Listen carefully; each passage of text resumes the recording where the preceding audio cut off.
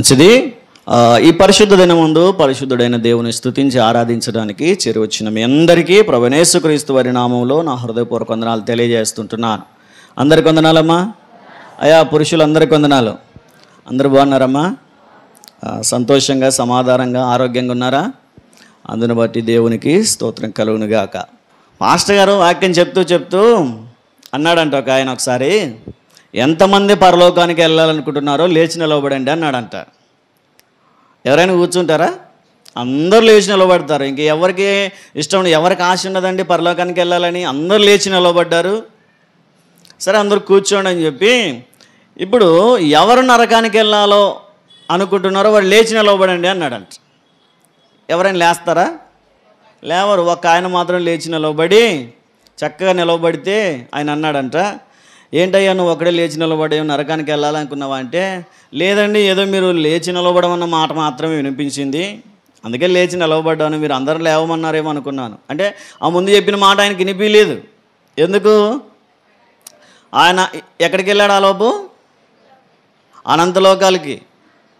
ఇక నిద్ర అనంతలోకంతో సమానమే కదండి. నిద్రలోకి వెళ్ళిపోయాడంట. ఎంతమంది నరకానికి వెళ్ళాలనుకుంటున్నారో వారందరూ లేచి నిలబడండి అంటే, వారందరూ లేచి నిలబడండి అన్నప్పుడు ఆయనకు జ్ఞాపకం వచ్చిందంట, లేచి నిలబడ్డాడంట. అయ్యారు, ఏంటండి నరకానికి వెళ్ళాలనుకుంటున్నావు పెద్దయినా? ఏ సరిగ్గా వినలేదా వాక్యాన్ని? సరిగ్గా అర్థం కాలేదు నా మాట అంటే, లేదు బాబు ఏదో లేచి నిలబడమంటే వినిపించింది అందుకే లేచి నిలబడ్డానంటే, సరే నరకానికి నిలవబడమన్నాను, అప్పుడు నిలవబడ్డావు నువ్వు అంటే, మరి ఇప్పుడు నిలవబడ్డ వాళ్ళందరూ నరకానికి వెళ్తారా సార్ అంటే, అవునయ్యా నేను చెప్పింది అదే కదా అంటే, మరి మీరు కూడా నిలబడే ఉన్నారు కదా సార్ అన్నాడంట. మీరు కూడా నిలబడే ఉన్నారు కదా సార్, మరి నాకేం భయం లేదు, మీరు తోడున్నారు, కలిసి వెళ్ళిపోదాం అన్నాడంట. అంటే సరిగా వినకపోతే అపార్థమయ్యే అవకాశం ఉంది.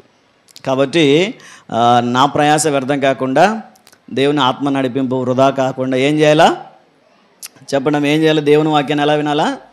శ్రద్ధగా విని గ్రహించే ప్రయత్నం చేయండి.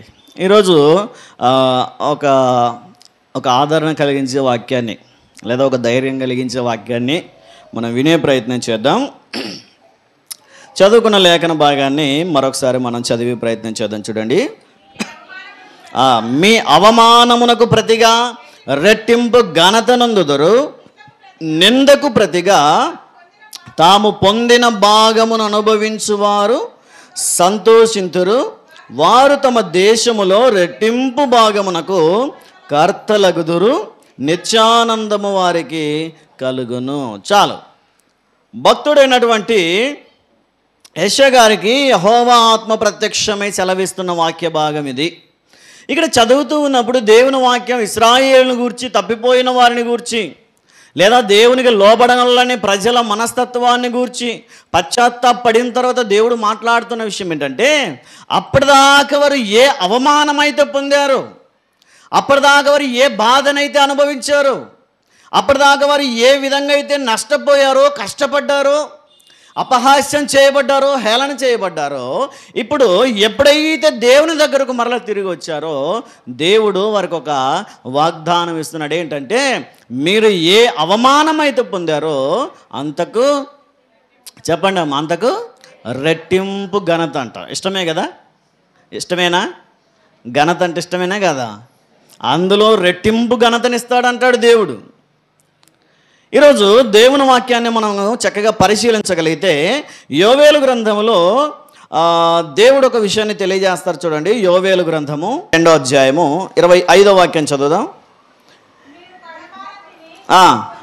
మీరు కడుపార తిని తృప్తి పొంది మీ కొరకు వింత కార్యములను జరిగించిన మీ దేవుడైన యెహోవా నామమును స్తుతించునట్లు నేను పంపిన మిడుతలను, గొంగలి పురుగులను, పసరు పురుగులను, చీడ పురుగులను అను నా మహాసైన్యము తినివేసిన సంవత్సరముల పంటను మీకు మరలా ఇత్తును. హల్లెలూయా, హల్లెలూయా. దేవుడు ఏమంటున్నాడంటే, మీరు ఏం కోల్పోయారో వాటిని మరలా ఇస్తానంటాడు. మన వాక్య అంశం ఏంటంటే, కోల్పోయినవన్నీ మరలా పొందుకుంటాం. చెప్పండి, ఎంతమందికి ఆశ ఉంది కోల్పోయినవన్నీ మరలా పొందుకోవాలని? ఆశ ఉందా? ఆశపడ్డ ప్రతి ప్రాణమును దేవుడు తృప్తిపరచునుగాక. ఏమైతే కోల్పోయారో వాటన్నింటినీ దేవుడు మరలా తిరిగి మీ జీవితాలలో మీకు అనుగ్రహించునుగాక. ఇక్కడ చూడండి, ఇశ్రాయేలు దేవునికి వ్యతిరేకంగా జీవించినప్పుడు కోల్పోయిన వాటన్నింటి విషయాల్లో దేవుడు అంటున్నాడు, ఎన్ని సంవత్సరాలైతే పంటను నష్టపోయారో, ఏ సంవత్సరాలలో చీడ పురుగులు వచ్చి తినివేశాయో, ఏ సంవత్సరాలలో పసరు పురుగులు తినివేశాయో, ఏ సంవత్సరాలలో మిడతలు గొంగలి పురుగులు తినివేసి మీ పంటను నష్టం చేశాయో, ఇప్పుడు నా దగ్గరకు మరలా మీరు తిరిగి వచ్చారు కనుక ఆ సంవత్సరముల పంట ఏమంటున్నాడు ఆయన, ఆ సంవత్సరముల పంటను మీకు మరలా ఇస్తాను. చూడండి, దేవుడు వాగ్దానం చేశాడంటే అది నెరవేర్చడానికి ఆయన ఆసక్తి కలిగి నెరవేరుస్తాడని దేవుని వాక్యం తెలియజేస్తుంది. ఈరోజు మనం ఆలోచించగలిగితే దేవుని వాక్యం తెలియజేస్తున్నట్టుగా మనం కోల్పోయిన వాటన్నింటినీ దేవుడు మనకు తిరిగి అనుగ్రహిస్తాడని దేవుని వాక్యం తెలియజేస్తుంది. ఇచ్చే విషయంలో కూడా ఎలా ఇస్తాడంట, రెట్టింపు, రెండంతలుగా. ఏం దేవునికి ఎక్కువైందని ఇస్తాడా రెండంతలుగా? ఏమో చెప్పండి, దేవునికి ఎక్కువైందని ఇస్తాడా మనకి రెండంతలుగా? దేనికి ఇస్తాడు రెండంతలుగా? అడిగినందుక? ఇంకా యూదులలో ఒక పద్ధతి, ఇశ్రాయేలులో ఒక పద్ధతి ఏంటంటే జ్యేష్ఠ కుమారులకు 2 భాగాలు ఇవ్వాలి. తెలుసమ్మా ఈ విషయం? తెలుసా? మిగతా కుమారులందరికీ ఒక్కొక్క భాగం పంచినప్పుడు, భాగాలు పంచేటప్పుడు జ్యేష్ఠ కుమారునికి 2 భాగాలు ఇవ్వాలి. ఇప్పుడు దేవుడు కూడా రెండంతలుగా రెట్టింపు ఘనతను మనకు రెట్టించి ఇస్తానంటే దాని అర్థం ఏంటంటే మనమందరము ఆయనకి జ్యేష్ఠ పుత్రులమనేనా, జ్యేష్ఠ కుమార్తెలమనేనా? అంటే దేవుడు మనల్ని తన బిడ్డలందరిలో మనల్ని జ్యేష్ఠులుగాను శ్రేష్ఠులుగాను భావిస్తున్నాడు కనుక ఈరోజు తిరిగి మరలా మనకు కోల్పోయిన వాటన్నింటినీ ఇస్తానని చెప్పి దేవుడు వాగ్దానం చేస్తూ ఉన్నాడు. కోల్పోయిన తర్వాత మరలా పొందుకోవడం అన్నది చాలా కష్టం కొన్నిసార్లు. అయితే దేవుని వాక్యం తెలియజేస్తుందంటే గతించిపోయినదైనా సరే, తరిగిపోయినదైనా సరే, కరిగిపోయినదైనా, పనికి రాకుండా పతనమైపోయినదైనా సరే, మీరు ఎప్పుడైతే దేవుని యొద్దకు వస్తారో ఆయన మరలా దానిని మీకు అనుగ్రహిస్తాను అంటాడు దేవుడు. బైబిల్ గ్రంథంలో చాలా సందర్భాలు ఉన్నాయి, కోల్పోయిన వాటన్నింటినీ పొందుకున్న సందర్భాలు చాలానే ఉన్నాయి బైబిల్ గ్రంథంలో. అయితే ఈరోజు కొన్ని సందర్భాలను గురించి మనం ఆలోచన చేసే ప్రయత్నం చేద్దాం. చూడండి, పరిశుద్ధ గ్రంథంలో నుంచి మొదటి సమూయేలు గ్రంథంలోనికి రండి ఒకసారి. సమూయేలు మొదటి గ్రంథము 30వ అధ్యాయము 1-2 వచనాలను ఒకసారి మనం చదువుదాం.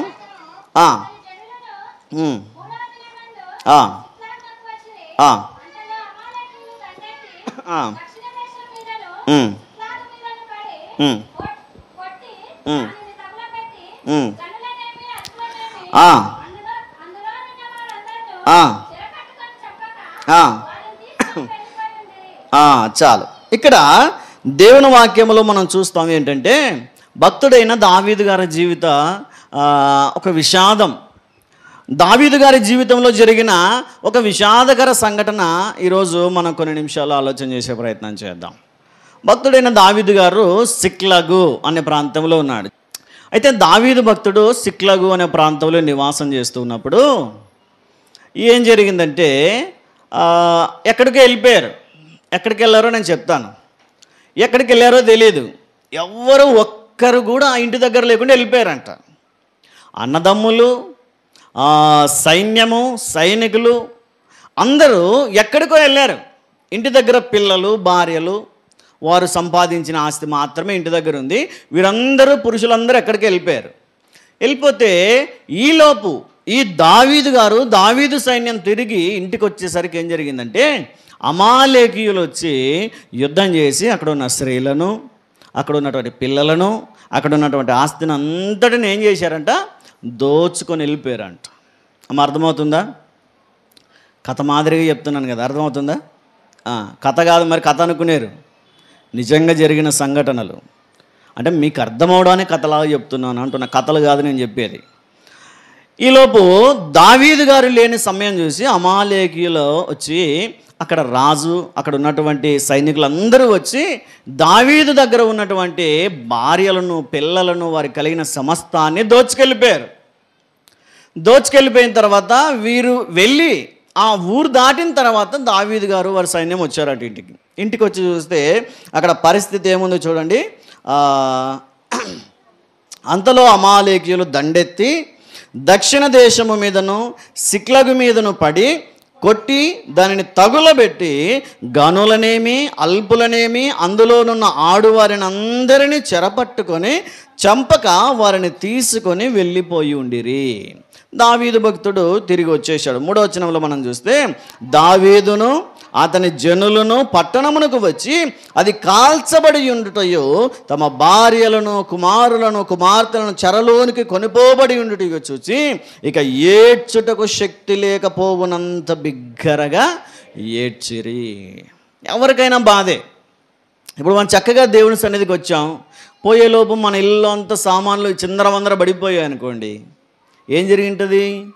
ఎవరో ఒకరు దొంగలు పడ్డారని మనకు అర్థమవుతుంది.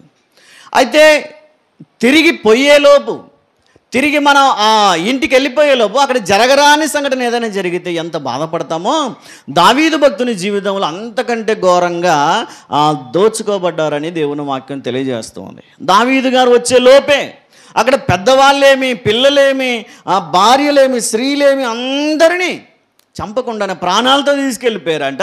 అక్కడ ఉన్నటువంటి ఆస్తులన్నింటినీ, బంగారమును వెండిని సమస్తాన్ని దోచుకెళ్ళిపోయారు. పైపెచ్చు అక్కడ ఇంకేది కనిపించకుండా ఏం చేశారంట? తగులబెట్టేశారంట. డేరాలను, అక్కడ ఉన్నటువంటి వారి ఇండ్లను, వారి గుడిసెలను, వారి డేరాలను అన్నింటినీ ఏం చేశారంట? తగులబెట్టేశారు. ఈలోపు దావీదు అతని జనులందరూ వచ్చి చూసి ఎంత బాధపడ్డారో చూడండి. ఏడవడానికి ఇంకా శక్తి లేకుండా ఏడ్చేశారంట. ఇంకా ఏడుద్దామన్నా ఇంకా రావట్లేదు. అంత దుఃఖముతో గంభీరంగా ఏడ్చి ఏడ్చి ఏడ్చి అలసిపోయారంట. ఇంకా శక్తి రావట్లేదు, ఏడుద్దామన్నా బలం రావట్లేదు. ఏడ్చి ఏడ్చి ఏడ్చి అలసిపోయిన తర్వాత అక్కడ ఉన్నటువంటి జనులలో ఒకరికి ఆలోచన వచ్చింది. ఏంటంటే, ఒరేయ్, మన వారందరినీ దోచుకెళ్ళిపోవడానికి కారణం ఎవరు? దావీదే కదా.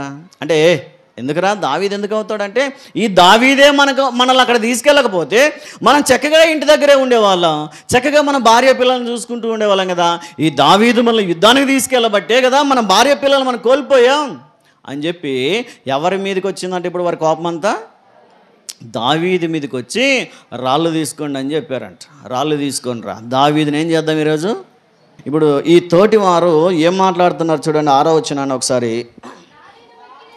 దావీదు మిక్కిలి దుఃఖపడెను, మరియు తమ తమ కుమారులను బట్టి కుమార్తెలను బట్టి జనులందరికీ ప్రాణము విసిగినందున రాళ్ళు రువి దావీదును చంపుదము రండని వారు చెప్పుకొనగా దావీదు తన దేవుడైన యెహోవాను బట్టి ధైర్యము తెచ్చుకొనెను. ఇక్కడ చూడండి, అక్కడ ఉన్న వారందరూ సీరియస్ అయిపోయారు.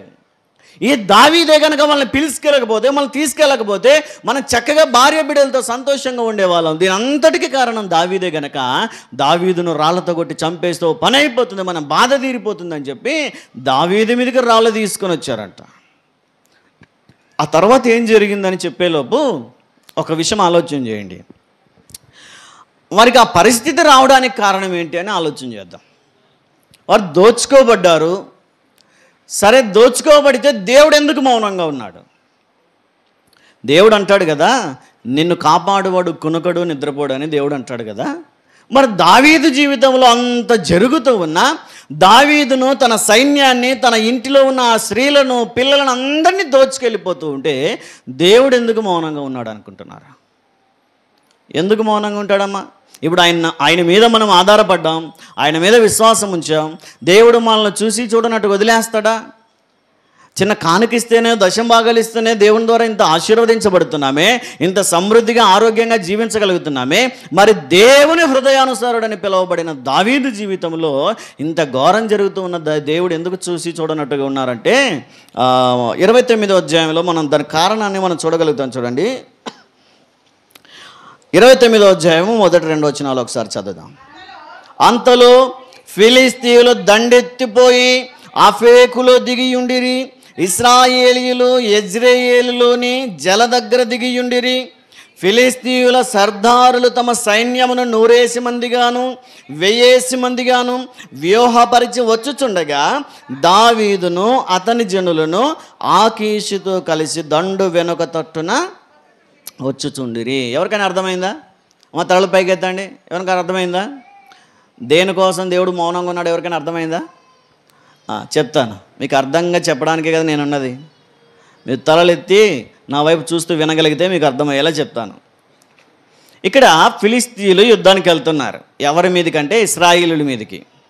ఇశ్రాయేలుల మీదకి ఫిలిస్తీయులు వారి సర్దారులు కలిసి యుద్ధానికి వెళ్తున్నారు. ఫిలిస్తీయులు యుద్ధానికి వెళ్తున్నప్పుడు అతని రాజుతో పాటు ఎవరు వెళ్తున్నారు? ఇప్పుడు దావీదు అతని జనులు. ఎవరితో యుద్ధానికి వెళ్తున్నారు? ఇశ్రాయేలీలతో. మీకు అర్థం కాలేదు కదా? ఏం అర్థం కాలేదా? మీకు అర్థమయ్యేటట్టు చెప్పడానికే నేను ఉన్నది. వినండి. ఫిలిస్తీయులు యుద్ధానికి వెళ్తున్నారు. ఎవరితో? ఇశ్రాయేలీతో యుద్ధం చేయడానికి ఫిలిస్తీయులు వెళ్తున్నారు. ఫిలిస్తీయులతో పాటు ఎవరు వస్తున్నారు యుద్ధానికి? దావీదు అతని జనులు. ఎవరితో యుద్ధం చేయడానికి వస్తున్నారు? ఇశ్రాయేల్తో. అర్థమైంది కదా? ఇంత క్లియర్ చెప్పాలంటే టైం ఎక్కడ సరిపోతుందమ్మా. ఇప్పుడు దావీదు దేవుని బిడ్డ. దేవుని బిడ్డల పక్షాన యుద్ధానికి రావాలా? ఫిలిస్తీయుల పక్షాన యుద్ధానికి రావాలా? మరి ఎందుకు దేవుని బిడ్డలకు వ్యతిరేకంగా వెళ్తున్నాడు అంటే, సౌలు తరుముతూ ఉన్నప్పుడు భయపడిపోయి సిక్లగు అనే ప్రాంతంలో నివాసం చేస్తున్నాడు. ఆ సిక్లగు అనే ప్రాంతం ఆకీష్ అనే రాజు ఆధీనంలో ఉంది. ఆకీష్ అనే రాజు ఎవరంటే ఫిలిస్తీయుల రాజు. అంటే ఇప్పుడు అక్కడ నివాసం ఉండడానికి రాజు అయినటువంటి ఫిలిస్తీయుల రాజు దగ్గర పడి బ్రతుకుతూ ఉన్నాడు. అర్థమైంది ఇప్పుడు మీకు ఈ మాట? రాజైన దావీదు ఫిలిస్తీయుల రాజైన ఆకీషు దగ్గర పడి బ్రతుకుచున్నాడు. శత్రువు దగ్గర బ్రతకడం ఏంటండి? అర్థమైంది ఎప్పుడైనా? సరే, పోనీ యుద్ధానికి వెళ్తున్నారు ఇశ్రాయేలీలతో. అప్పుడు దావీదు ఏం ఆలోచన చేయాల? ఇశ్రాయేలీలు మా వాళ్ళు కదా, ఇశ్రాయేలీలు దేవుని బిడ్డలు కదా, ఇశ్రాయేలుల రాజైనటువంటి సౌలు అభిషేకించబడిన వాడు కదా, అతనికి వ్యతిరేకంగా నేను ఎలా వెళ్తాను? అతని కాదని అతనికి విరోధంగా నేను ఎలా రూపించబడతానని చెప్పి దావీదు ఆలోచన చేయాల్సింది. కానీ ఆలోచన చేయకుండా ఇప్పుడు ఎవరికి ఎదురెళ్తున్నాడు? ఇశ్రాయేలుకేనా? ఇశ్రాయేలుకి ఎదురెళ్తున్నాడంటే ఎవరికి ఎదురెళ్తున్నట్టు? దేవునికేనా? ఇప్పుడు దేవునికి ఎదురెళ్తే దేవుడు చూసుకుంటుంటాడా? దేవుని మీదకే యుద్ధానికి వస్తున్నప్పుడు నువ్వు నాతో యుద్ధం చెయ్యి, మరలా నేను నీ ఇంటిని కాపాడుతానంటాడా దేవుడు? ఇప్పుడు అర్థమైందా దేవుడు ఎందుకు మౌనంగా ఉన్నాడు? ఎందుకు మౌనంగా ఉన్నాడంట? దేవునికి వ్యతిరేకంగా దేవుని విరోధులైన ఫిలిస్తీయుల చేతులు కలిపినందుకు. ఈరోజు దావీదు కోల్పోయినట్టుగానే మనం కూడా మన కుటుంబంలో కొన్నిటిని కోల్పోతున్నాం. మనం కోల్పోతున్న విషయాలను ఎందుకు కోల్పోతున్నాం ఇప్పుడు మీకు అర్థం కావాలా? దేనికోసం కోల్పోతున్నాం అంటే దేవునికి విరోధంగా మాట్లాడుతున్నందుకు. దేనికోసం కోల్పోతున్నాం అంటే దేవునికి వ్యతిరేకంగా ప్రవర్తిస్తున్నందుకు. దేనికోసం కోల్పోతున్నాం అంటే దేవునికి విరోధంగా రూపించబడుతున్నందుకు. ఈరోజు ఆలోచన చేయండి. మన జీవితంలో మనం పొందుకోవాల్సినవి, మనం అనుభవించవలసినవి, మనం ఆరోగ్యంగా ఆస్వాదించవలసినవి ఎందుకు కోల్పోతున్నామంటే బహుశా మనం కూడా దేవునికి విరోధంగా జీవిస్తున్నామేమో, దేవునికి వ్యతిరేకంగా పాపం చేస్తున్నామేమో. అందుకే మన ఇంట్లో మనం పొందుకోవలసినవి ఇతరులు పొందుకుంటున్నారు, మనం అనుభవించాల్సినవి ఇతరులు అనుభవిస్తున్నారు. మనం చక్కగా ఆస్వాదించవలసిన కొన్ని శుభకార్యాలను ఇతరులు పొందుకుంటున్నారు, మనం కోల్పోతున్నాం. కారణం ఏంటంటే బహుశా దేవునికి అయిష్టంగా జీవిస్తున్నందుకేనేమో. ఈరోజు దావీదు భక్తుని జీవితంలో జరిగిన ఎగ్జాక్ట్గా ఇదే సంఘటన మన జీవితంలో కూడా జరుగుతూ ఉంది అని చాలామంది గ్రహిస్తూ ఉంటున్నారు. అందుకే తిరిగి దావీదు భక్తుడు దాన్ని ఏం చేశాడంటే, మనం ఒకసారి 18వ వచనాన్ని చదువుదాం. చూడండి, 30వ అధ్యాయము. ఇలాగున దావీదు అమాలేకీయులు దోచుకొని పోయిన దానినంతటిని తిరిగి తెచ్చుకొనెను. హల్లెలూయా, హల్లెలూయా. ఏం చేశాడంటే దావీదు భక్తుడు తాను పోగొట్టుకున్న దానంతటిని తిరిగి తెచ్చుకున్నాడు. తను ఏమైతే కోల్పోయాడు, తను దేన్నైతే పోగొట్టుకున్నాడు, తను దేన్నైతే విడిచిపెట్టుకున్నాడో ఆ సమస్తాన్ని అతడు మరలా తెచ్చుకున్నాడంట. కారణం ఏంటంటే అక్కడికి వెళ్ళి ఆ సిక్లగు అనే ప్రాంతం వారి ఇంటికి వచ్చినప్పుడు అమాలేకీయులు అందరూ దోచుకొని వెళ్ళిపోయారంట. ఆ యుద్ధములో గాయపడిన ఒక సైనికుడిని మరిచిపోయి విడిచిపెట్టి వెళ్ళిపోయారంట అమాలేకీయులు. దావీదు గారు వచ్చి ఆ చుట్టుపక్కల ఎవరైనా ఉన్నారేమో, దోచుకొని వెళ్ళిపోయిన వారు ఎక్కడైనా కనిపిస్తారేమో చూస్తూ చుట్టూ చూస్తున్నప్పుడు ఎవరు కనిపించారు?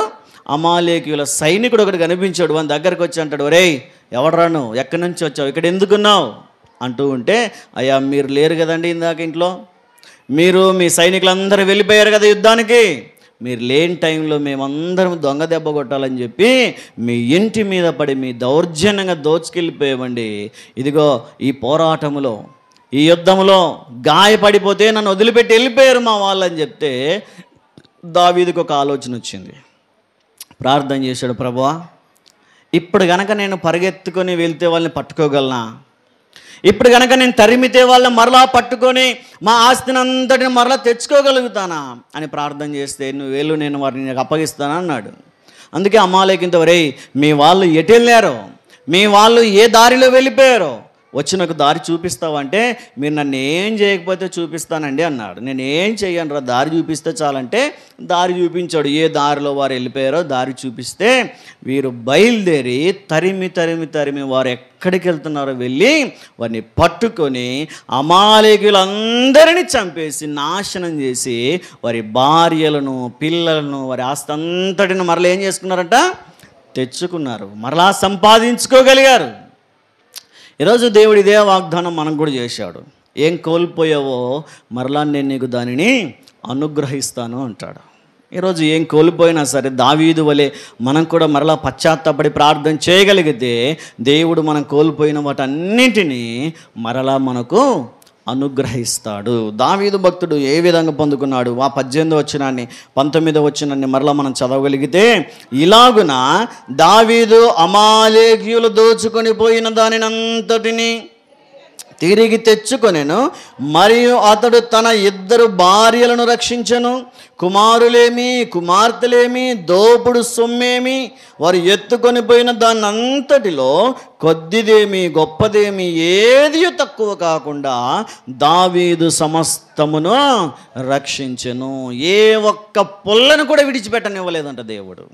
అంత సమృద్ధిగా అతడు పోగొట్టుకున్న దాన్ని అంతటిని దేవుడు తిరిగి అప్పగించాడని దేవుని వాక్యం తెలియజేస్తూ ఉంది. ఈరోజు దావీదు వలె మరలా మనం తిరిగి పొందుకోవాలంటే మన చేతుల్లోనే ఉంది. దావీదు పశ్చాత్తాపడినట్టుగా మనం పశ్చాత్తాపడగలిగితే, దావీదు ప్రార్థించినట్టుగా మనం కూడా ప్రార్థించగలిగితే, దావీదు తగ్గించుకున్నట్టుగా మనం కూడా తగ్గించుకోగలిగితే దేవుడు మనకు కోల్పోయిన వాటన్నింటినీ మరలా తిరిగి మనకు అనుగ్రహిస్తాడని దేవుని వాక్యం తెలియజేస్తుంది. ఈరోజు ఆలోచన చేయండి, ఏం కోల్పోయారో, ఏమి నష్టపోతున్నారో వాటన్నింటిని దేవుడు మరలా మనకు అనుగ్రహించబోతూ ఉన్నాడు. మరొక విషయాన్ని మనం చూడగలిగితే చూడండి, ఒకసారి రూతు గ్రంథంలోనికి రండి. రూతు గ్రంథము 1వ అధ్యాయము 1వ వాక్యాన్ని మనం చదువుదాం.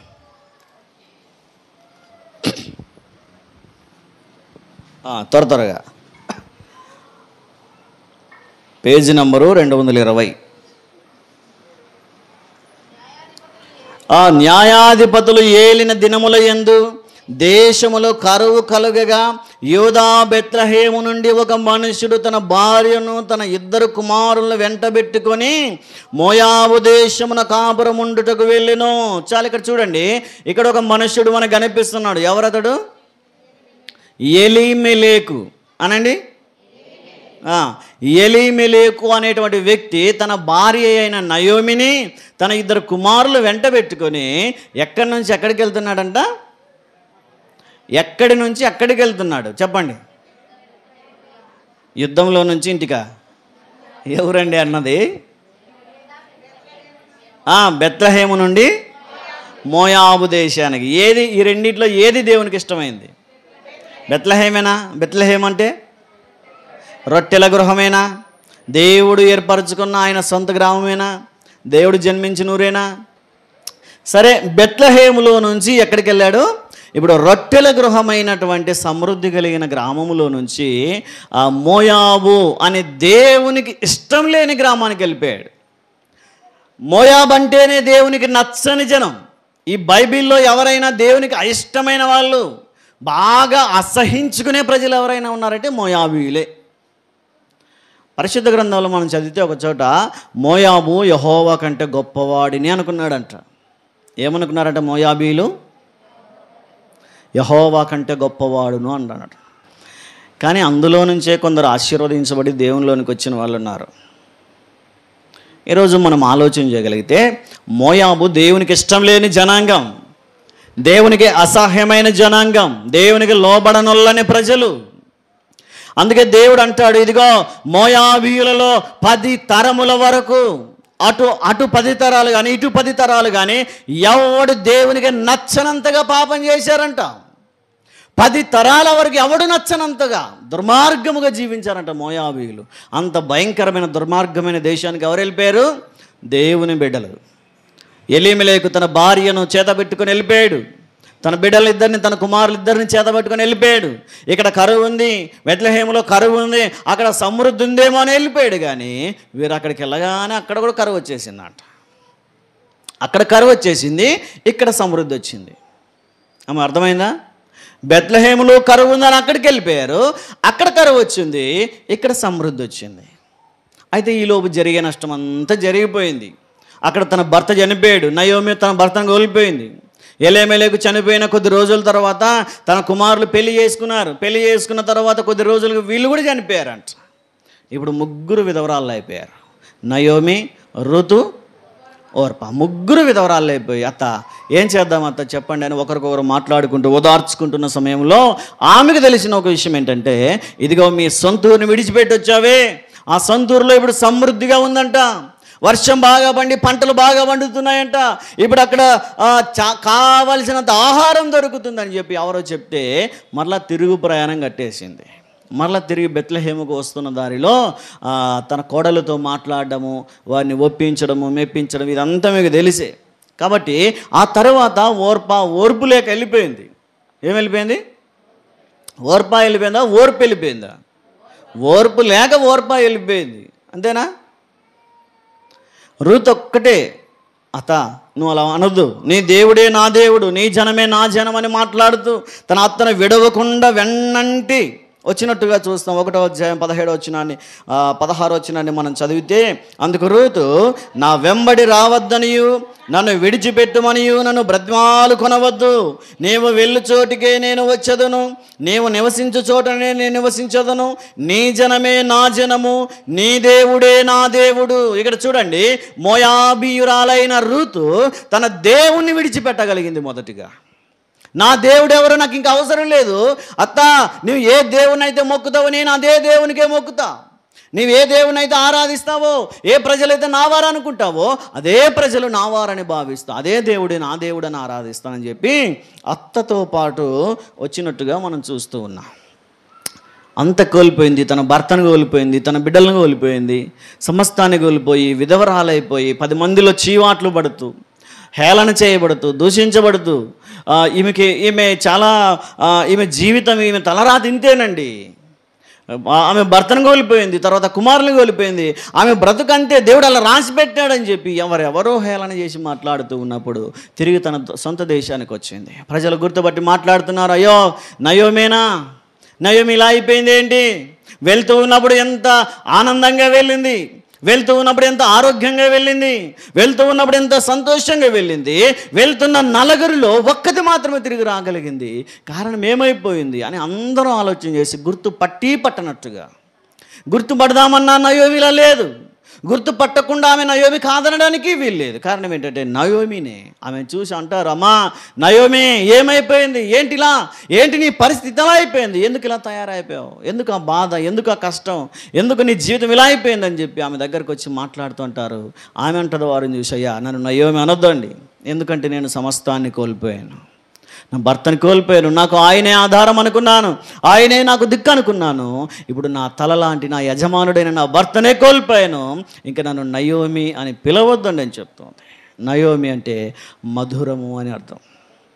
నా జీవితమే మధురమైంది కాదు, నా జీవితమేమంత సౌందర్యమైంది కాదు, నా జీవితమేమంత సమాధానం కలిగింది కాదు, గనక నన్ను నయోమి అని పిలక మారా అని పిలవండి. మధురం కాదు, ఇక నా జీవితం అంతా చేదైపోయింది,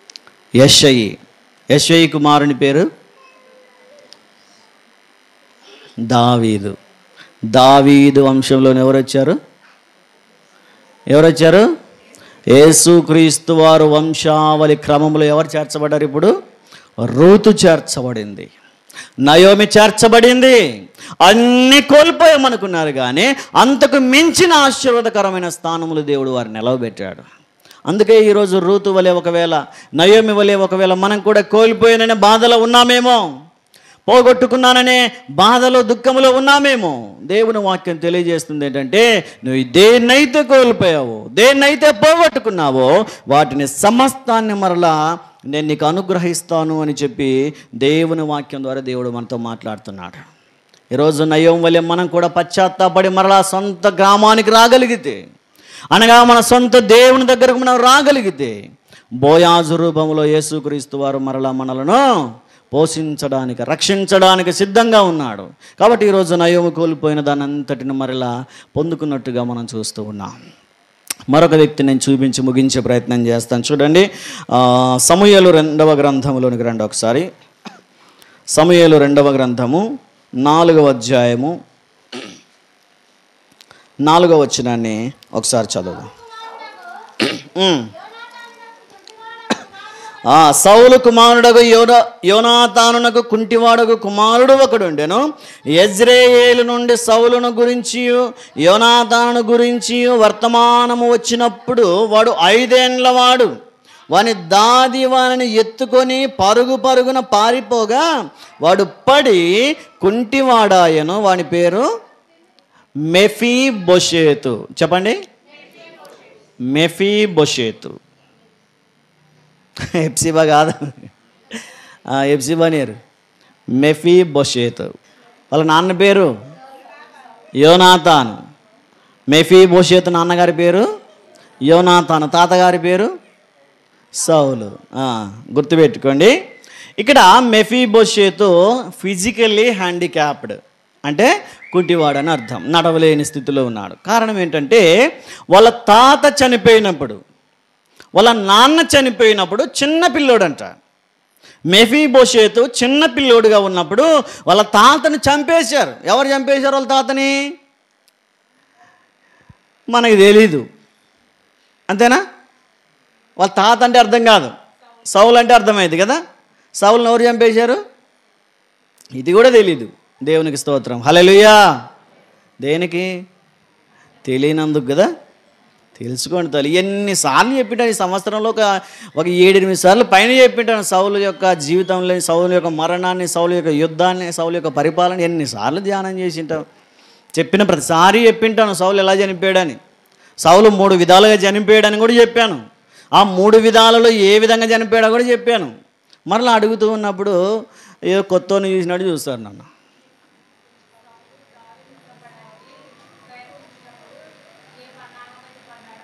అదే విధంగా చనిపోయాడు, ఫిలిస్తీన్ల చేతుల్లో, అమాలేకీల చేతుల్లో తాను పొడుచుకొని. ఈ 3 విధాలుగా చనిపోయినట్టు మనకు తెలుసు. కానీ ఆ మెఫీబోషెతు తాత అంటే అర్థం కాదు. ఇప్పుడు ఏమైందంటే, సౌలును చంపేశారు కదా, ఫిలిస్తీన్ల యుద్ధంలో చంపేశారు. అదే యుద్ధంలో యోనాతానును చంపేసి ఆ వార్త తెలిసినప్పుడంట, చిన్న పిల్లోడు మెఫీబోషెతు, చిన్న పిల్లోడు, వాని దాది అంటే ఆయనను చూసుకునేటువంటి వ్యక్తి, ఆ జేయి అనుకోండి, లేదా అమ్మమ్మ అనుకోండి, లేదా నాన్నమ్మ అనుకోండి, ఏదైనా అనుకోండి. దాది అంటే వాడి బాగోగులు చూసుకోగలిగే స్త్రీ. ఆమె ఏమనుకునిందంట, ఇక రాజునే చంపేశారు, వీళ్ళ తాతను వీళ్ళ నాన్నను చంపేశారంటే ఈ చిన్నపిల్లోని కూడా చంపడానికి ఇంటికి వచ్చేస్తారేమో అని చెప్పి, ఆ చిన్నపిల్లోడు బాగానే ఉన్నాడు ఆరోగ్యంగా, అప్పటికి ఇంకా కుంటోడేం కాదు, బాగానే ఉన్నాడు, ఎత్తుకొని పరిగెత్తిందంట. కాపాడదాం, పిల్లోనైనా కాపాడదామని పరిగెత్తి వెళ్తుంటే దేన్ని తట్టుకునిందో కానీ కింద పడిపోయి, ఆ పిల్లోన్ని కింద పడేసి వాడి మీద ఏం పడిపోయిందేమో, కాళ్ళు ఇరిగిపోయాయంట. అప్పుడు కాళ్ళు ఇరిగిపోయి కుంటివాడైపోయాడు. అప్పటి నుండి ఏం చేశాడంటే, వాళ్ళ నాన్న దగ్గర, వాళ్ళ తాత దగ్గర సైన్యాధిపతిగా ఉన్నటువంటి ఒకడు సీబా, చెప్పండి, సీబాయు అనే వ్యక్తి దగ్గర పెరుగుతూ ఉన్నాడు. కొద్ది రోజులు గడిచిపోయింది. ఇప్పుడు మెఫీబోషెతు పెద్దవాడైపోయాడు. అతడిలో ఉన్న బాధ ఏంటంటే, 2 కాళ్ళు పనిచేయట్లేదు. వినండి అమ్మ, ముగిస్తాను, వినండి. 2 కాళ్ళు పనిచేయట్లేదు. పైగా తండ్రి చనిపోయాడు. ఇటు చూసుకుంటున్నటువంటి బాబాయి చనిపోయాడు, అటు చూడాల్సినటువంటి తాత చనిపోయాడు. అందరు చనిపోయి ఎవడో ఒక సైన్యాధిపతి చేతిలో పెరుగుతున్నాడు. వాడు ఎప్పుడు పెడితే తినాలా, ఏది పెడితే తినాలా. ఇప్పుడు ఆయన బాధ అంతా ఏంటంటే, నా వారందరినీ కోల్పోయాను, మా పితరులు చనిపోయారు, మా నాన్న చనిపోయాడు, మా బాబాయి చనిపోయాడు, నా అనుకున్న వాళ్ళందరూ చనిపోయారు, ఏంటి నా పరిస్థితి ఎలా అయిపోయిందని బాధపడుతూ ఉన్నాడు. ఈ విషయం అంతా జరిగిపోతుంది. కొద్ది రోజుల తర్వాత రాజు అయినటువంటి దావీదు గారికి ఒక ఆలోచన వచ్చింది. ఏంటంటే, ఈ మెఫీబోషెతు తండ్రి ఎవరు? యోనాతాను. యోనాతాను ప్రాణ స్నేహితుడు ఎవరు? దావీదు యోనాతానులు ప్రాణ స్నేహితులైతే దావీదు గారికి ఒకరోజు ఒక ఆలోచన వచ్చింది. ఏంటా ఆలోచన అంటే, నా ప్రాణ స్నేహితుడైన యోనాతాను చనిపోయాడు కదా, యోనాతాను పుట్టిన కుమారుడు మరి ఏమైపోయాడు అన్న ఒక ఆలోచన వచ్చిందంట. ఒకరోజు వచ్చి వారితో మాట్లాడుతూ అంటాడు, చూడండి 2వ సమూయేలు గ్రంథంలోనే 9వ అధ్యాయము 1వ వచనాన్ని ఒకసారి మనం చదువుదాం. చూడండి, యోనాతానును బట్టి నేను ఉపకారము చూపుటకు సౌలు కుటుంబములో ఎవడైనా కలడాయని దావీదు అడిగిన. ఇక్కడ అడుగుతూ ఉన్న విషయం ఏంటంటే, రే యోనాతాను చాలా మంచివాడు, యోనాతాను నాకు చాలా ప్రాణమిత్రుడు, ప్రాణ స్నేహితుడు, నా స్నేహితుడు చనిపోయినా సరే అతడు నాకు ఎన్నో ఉపకారాలు చేశాడు కనుక, ఇక్కడ దావీదు ఉపకారం చేయడానికి యోనాతాను గురించి ఆలోచన చేస్తూ ఉన్నప్పుడు, రే యోనాతాను చాలా మంచివాడు కదా, మరి యోనాతానును బట్టి, నా ప్రాణ స్నేహితుడైన యోనాతానును బట్టి మేలు చేయడానికి ఎవడైనా ఉన్నాడా వారి కుటుంబంలో అంటే, తండ్రి చనిపోయాడు, తాత చనిపోయాడు, బాబాయి చనిపోయాడు, ఇంకెవరున్నారు అని ఆలోచన చేస్తూ ఉంటే పక్కనున్న వ్యక్తి ఒక మాట అన్నాడు. చూడండి 2వ వచనంలో, సౌలు కుటుంబమునకు సేవకుడగు సీబాయను ఒకడుండగా వాడు అతనిని దావీదునొద్దకు పిలవనంపిరి. రాజు సీబావు నీవే కదా అని అడుగగా అతడు, నీ దాసుడనైనా నేనే సీబాను అనెను. రాజు, యెహోవా నాకు దయ చూపినట్లుగా నేను ఉపకారము చేయుటకు సౌలు కుటుంబంలో ఎవడైనా ఒకడు శేషించి ఉన్నాడా అని అతను అడుగగా, సీబా, యోనాతానుకు కుంటి కాళ్ళు కల కుమారుడు ఒకడు ఉన్నాడని రాజుతో మనవి చేశాను. చెప్తూ ఉన్నాడు, అయ్యా అందరు చనిపోయారు కానీ ఒక చిన్న పిల్లోడు కుంటి కాళ్ళవాడు ఉన్నాడు, ఇప్పుడు కొంచెం వయసు వచ్చింది, ప్రాయంలో ఉన్నాడు, అయితే ఎవరు లేని అనాథ బిడ్డగా జీవిస్తూ ఉన్నాడయ్యా, ఏం చేస్తారంటే వాడిని పిలుచుకొని రండి అని చెప్పాడంట. ఎక్కడో పడి బ్రతికే మెఫీబోషెతుకు ఎక్కడి నుంచి పిలుపు వచ్చింది? ఇప్పుడు రాజు దగ్గర నుంచి పిలుపు వచ్చింది. ఎంత ఆనందం ఉంటుందో చూడండి. రాజుకు నాతో ఏం పని? ఒకవేళ నేను బలమైన వాడిని అయితే నాతో యుద్ధం చేయించడానికో, యుద్ధ అభ్యాసం చేయించడానికో ఏదో ఉపయోగించుకునేవాడు అనుకోవచ్చు, కానీ నేను కుంటికాళ్ళవాడిని, నాతో ఏం పని రాజుగారికి? ఏమై ఉంటుందో అని ఆలోచనలతో భయపడి వెళ్తూ ఉంటే రాజు దగ్గరకు వచ్చి నిలవబడినప్పుడు ఏం జరిగిందో చూడండి. 6వ వచనం చూడండి. సౌలు కుమారుడైన యోనాతానునకు పుట్టిన మెఫీబోషెతు దావీదునొద్దకు వచ్చి సాగిలపడి నమస్కారము చేయగా, దావీదు అంటున్నాడు చూడండి, మెఫీబోషెతు అని అతనిని. ఇక్కడ చూడండి, ఎప్పుడు అంత ప్రేమతో కూడిన పిలుపు విని ఉన్నాడు మెఫీబోషెతు. కుంటివాడు కదా, రే కుంటోడా అని ఉండవచ్చు, రే కాళ్ళు లేనోడా అని తిట్టి ఉండవచ్చు, కానీ ప్రేమతో ఆప్యాయంగా పలకరించిన పలకరింపు విని ఉండడు బహుశా. అందుకనే దావీదు ఒక్కసారిగా తన ప్రాణ స్నేహితుడైన యోనాతానును జ్ఞాపకం తెచ్చుకొని, వీడు నా స్నేహితుని కుమారుడు కదా ప్రేమతో మెఫీబోషెతు అనగానే అతడు రాజా చెప్పండి రాజా అని ప్రేమతో ఉప్పొంగిపోయినట్టుగా మనం చూస్తున్నాం. వెంటనే రాజైన దావీదు అంటాడు 7వ వచనంలో, నీవు భయపడవద్దు. భయంతో ఉన్నాడేమో, నా బ్రతికేంటి ఇలా అయిపోయింది అనుకుంటున్నాడేమో, అందరినీ కోల్పోయాను, అనాథగా బ్రతికిపోయాను, అనాథగా మిగిలిపోయాను, నన్ను ఎవడు పట్టించుకుంటాడులే అనుకున్నాడేమో, నాకెవడు కూడి పెడతాడు, నన్ను ఎవడు పోషిస్తాడు, ఎవడు చూసుకుంటాడు అనుకున్నాడేమో. ఎవడు చూసుకోకపోవచ్చు, కానీ సృష్టించిన సృష్టికర్త అయిన దేవుడు దావీదుని ఏర్పాటు చేశాడు. మెఫీబోషెతును చూసుకోవడానికి దావీదుని ఏర్పాటు చేసినప్పుడు దావీదు అంటాడు, భయపడవద్దు. ఏం చేయమంటావు రాజా? భయపడకపోతే నా జీవితంలో ఏముందని? అన్నిటినీ కోల్పోయాను కదా, ఇప్పుడు వస్తున్న పింఛన్ 4,000 తప్ప నా బతుకులు ఏముందని? అంతేనమ్మా? ఇప్పుడు ఈ కాలానికి అన్వయించుకుంటే అదేనా? ఈ 4,000 ఇప్పించిన తప్ప నాకేముందయ్యా అనడమే. ఈ గవర్నమెంట్ ఇచ్చే రేషన్ తప్ప నా బతుకు ఇంకేముంది, ఇంకా భయపడకపోతే ఎలా బ్రతకమంటావు అని అన్నాడేమో. కానీ దావీదు ఎంత ధైర్యం ఇచ్చాడంటే చూడండి, ఒకసారి 7వ వచనాన్ని మనం చదువుతూ వెళ్తే, నీవు భయపడవద్దు, నీ తండ్రి అయిన యోనాతాను నిమిత్తము నిజముగా నేను నీకు ఉపకారము చూపి నీ పితరుడైన సౌలు భూమి అంతయు నీకు మరలా ఇప్పింతును, మరియు నీవు సదాకాలము నా బల్ల యొద్దనే భోజనము చేయుదువని సెలవిచ్చెను. చూడండి, ఇక్కడ దావీదు ప్రేమ మెఫీబోషెతు జీవితంలో అనుభవించినట్టుగా మనం చూస్తూ ఉన్నాం. నువ్వు భయపడొద్దు, ఎవరు లేరనుకుంటున్నావేమో, తండ్రిని కోల్పోయాను, బాబాయిని కోల్పోయాను, తాతను కోల్పోయాను, నన్ను చూసుకోవడానికి ఎవడున్నాడు, నన్ను ప్రేమించడానికి ఎవడున్నాడు, నేను అనాథని అనుకుంటున్నావేమో. ఇదిగో నీ తాతల ఆస్తిని అంతటిని మరలా నీకు ఇప్పిస్తానన్నాడు. హల్లెలూయా, హల్లెలూయా. సౌలు చనిపోయిన తర్వాత అతని ఆస్తిని ఎవరు తీసుకున్నారో తెలియదు. అతని ఆస్తికి రాజు చనిపోయిలే, ఎవడు అడుగుతాడు మనల్ని బలాత్కారులు అనుభవించారేమో. ఇప్పుడు రాజు తలుచుకుంటే ఆ తిరిగి కోల్పోయిన పొలాన్ని తీసుకురావడం కష్టమంటారా? దేవుడు తలుచుకుంటే కోల్పోయిన దాన్ని తీసుకురావడం కష్టమంటారా? ఇప్పుడు రాజే ఆజ్ఞాపిస్తున్నాడు, ఇదిగో నీ పితరుల ఆ పొలమును నేను మరలా నీకు ఇస్తానంటున్నాడు. ఇప్పుడు ఆజ్ఞాపించాడు. ఆ పక్కన ఉన్నటువంటి సిబా అనేటువంటి వ్యక్తిని పిలిచి అంటాడు, రే ఇదిగో సౌలు యొక్క పొలం ఎంతుందో, సౌలు యొక్క ఆస్తి ఎంతుందో, యోనాతాను ధనం ఎంతుందో, యోనాతాను వెండి బంగారములు ఎంతున్నాయో మొత్తాన్ని తీసుకొచ్చి ఎవరికి ఇవ్వాలంటే ఇప్పుడు ఎవరికి ఇవ్వాలా? మెఫీబోషెతుకి ఇచ్చేయండి అన్నాడు. కుంటివాడు ఏం చేసుకుంటాడండి అన్నా పర్వాలేదు, కానీ ఇప్పుడు కోల్పోయిందన్నంతటిని మరలా దేవుడు ఏం చేశాడు? తిరిగి మరలా ఆ కుంటివాడికి మెఫీబోషెతుకు అనుగ్రహించాడు. దేవుడు ఒకసారి మాట ఇచ్చాడంటే అంతే. అయినా ఆ కుంటివాడు ఏం చేసుకుంటాడు? పొలాన్ని ఇచ్చారు సరే, ఏం చేసుకుంటాడు? గుత్తకిచ్చుకోవాల్సిందేనా? పోయి పొలం చేసుకోగలడా? పోయి పండించుకోగలడా? ఏం చేసుకోకపోయినా పర్లేదు, వానికి ఇవ్వాల్సిందే, తిరిగి ఇవ్వాల్సిందే. అందుకే రాజైన దావీదు వెంటనే అంటాడు, 9వ వచనంలో చూడండి, అప్పుడు రాజు సౌలు సేవకుడైన సీబాను పిలువనంపి సౌలునకును అతని కుటుంబమునకును కలిగిన సొత్తంతటిని నీ యజమానుని కుమారునికి నేను ఇప్పించి ఉన్నాను. కాబట్టి నీవును నీ కుమారులను నీ దాసులను అతని కొరకు ఆ భూమిని సాగుబడి చేసి నీ యజమానుని కుమారుని భోజనమునకై ఆహారము కలుగునట్లు నీవు దాని పంటను తేవలెను. ఇప్పుడు ఆ పంట పండించడానికి కూడా మనుషులను ఏర్పాటు చేస్తున్నాడు. అయ్యా రాజా, నేనేం చేస్తాను, ఈ పొలం అనట్లేదు ఆయన. ఈ పొలాన్ని నేనేం చేసుకోవాలా, నాకు కాళ్ళు లేవు కదా అనట్లేదు.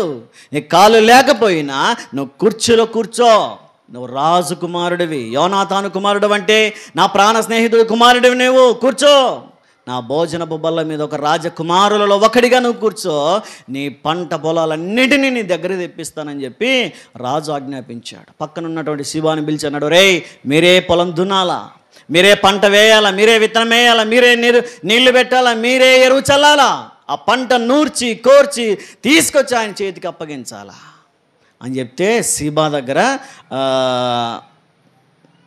15 మంది అనుకుంటా, 15 మంది కుమారులు, 20 మంది దాసులు ఉన్నారు. 35 మంది ఇప్పుడు పొలం చేయడానికి పెట్టాడు రాజైన దావీదు. అన్నిటిని కోల్పోయిన బాధలో ఉన్నటువంటి మెఫీబోషెతుకు రాజైన దావీదు రూపంలో తిరిగి మరలా సమస్తాన్ని ఇప్పించాడు దేవుడు. ఈరోజు ఆలోచన చేయండి, దావీదు కోల్పోయినప్పుడు దేవుడు మరలా అనుగ్రహించాడు, నయోమి కోల్పోయినప్పుడు మరలా తిరిగి ఇప్పించాడు. మెఫీబోషెతు కోల్పోయినప్పుడు కూడా దావీదు రూపంలో మరలా దేవుడు వారికి సహాయం చేశాడు. ఈరోజు అదే దేవుణ్ణి మనం నమ్ముకున్నాం కదా, అదే దేవుని మీదే మనం ఆధారపడ్డాం కదా, అదే దేవుని మీదే మనం విశ్వాసం ఉంచాం కదా, మరి మనకెందుకు ఇవ్వడు కోల్పోయిన వాటిని? మనం కోల్పోయిన వాటిని మరలా దేవుడు మనకిస్తానని వాగ్దానం చేశాడు. ఇదిగో నువ్వు పొందిన అవమానానికి ప్రతిగా రెట్టింపు ఘనతనిస్తానన్నాడు దేవుడు. ఈ సంవత్సరాల్లో తినివేసిన పంటను మరలా నేను నీకు ఇస్తానన్నాడు దేవుడు. మరలా ఇస్తానన్న దేవుణ్ణి మనం నమ్ముకోగలిగితే మరలా మనకు ఆయన అనుగ్రహిస్తాడు. చాలామంది భక్తులు ఉన్నారు ఇంకా బైబిల్ గ్రంథంలో. కోల్పోయిన వాటన్నింటిని కోల్పోయిన భక్తులు చాలామంది ఉన్నారు. ఎంతమందిని గురించి చెప్పాను? 3 8 మందిని రాసుకొని వచ్చాను నేను. ఇప్పుడు మిగతా 5 మంది ఎప్పుడు వింటారు? రాత్రి వింటారా? వస్తారా? రాత్రి వస్తారా? మిగతా వాళ్ళందరినీ క్లుప్తంగానైనా రాత్రి చెప్తాను రండి. కోల్పోయిన దాన్ని దేవుడు మరలా ఎలా ఇస్తాడో, చాలామంది ఉన్నారు భక్తులు కోల్పోయిన దాన్ని సమస్తాన్ని మరలా పొందుకునే వాళ్ళు. ఈరోజు ఆ దేవుని వైపు మనం చూద్దాం. కోల్పోయిన వాటన్నింటినీ ఇవ్వగలిగే దేవుడు మన పక్షాన ఉన్నాడు కనుక ఏం కోల్పోయావో వాటన్నింటినీ దేవుడు మరలా మనకు అనుగ్రహించును గాక. కళ్ళు మూసుకునండి, ప్రార్థన చేద్దాం. విత్తబడిన వాక్యం ఫలించలాగున మనం ప్రార్థన చేసుకునే ప్రయత్నం చేద్దాం, పశ్చాత్తాపడే ప్రయత్నం చేద్దాం. ఏం కోల్పోయావో ఆలోచన చేద్దాం, ఏం పోగొట్టుకున్నావో ఆలోచన చేద్దాం, దేన్ని దూరం చేసుకున్నావో, నీ మనసులో ఏది గుర్తొస్తుందో వాటన్నింటినీ జ్ఞాపకం చేసుకునండి. కోల్పోయిన వాటన్నింటినీ జ్ఞాపకం చేసుకునండి. ఏం కోల్పోయావో? ఆరోగ్యాన్ని కోల్పోయావా? ఆనందాన్ని కోల్పోయావా? ఏం కోల్పోయావో ఈరోజు జ్ఞాపకం చేసుకుందాం.